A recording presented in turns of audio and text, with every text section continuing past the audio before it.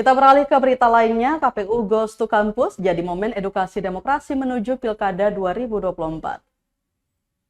Komisi Pemilihan Umum atau KPU Provinsi Maluku berkolaborasi dengan Universitas Patimura Ambon untuk menggelar KPU Goes to Campus Selasa 25 Juni 2024. Dalam sambutannya, anggota Komisi Pemilihan Umum atau KPU Provinsi Maluku, Wawan K. Susanto, mengatakan kegiatan ini menjadi momen edukasi demokrasi terhadap mahasiswa yang merupakan pemilih pemula dan pemilih muda untuk Pilkada 2024. Lanjutnya, mahasiswa akan diarahkan untuk bagaimana memberikan kontribusi kepemimpinan yang paling terbaik untuk membangun Maluku ke arah yang lebih baik ke depannya.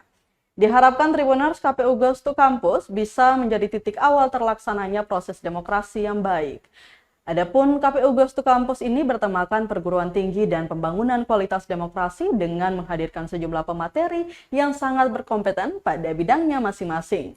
Di antaranya Koordinator Nasional JPPR Nurlia Dian Paramita, Wakil Rektor 4 Universitas Patimura Ambon Ruslan H.S. Tawari, Dekan Fakultas Hukum Universitas Patimura Ambon Hendrik Salmon, Dosen Ilmu Pemerintahan FISIP Universitas Patimura Ambon Muhammad J. Latukonsina, dan anggota KPU Maluku Wawan K. Susanto.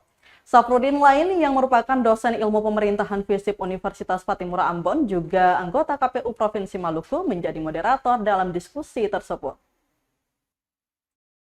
Di KPU sekarang itu tentu tidak, bahwa penyelenggara itu ya ada beberapa unsur dari pemerintah pemilu. Kenapa dianggap sebagai sebuah proses yang sangat demokratis? Karena melibatkan banyak partai politik yang terlibat dalam proses demokrasi. Download Tribun X sekarang, menghadirkan lokal menjadi Indonesia.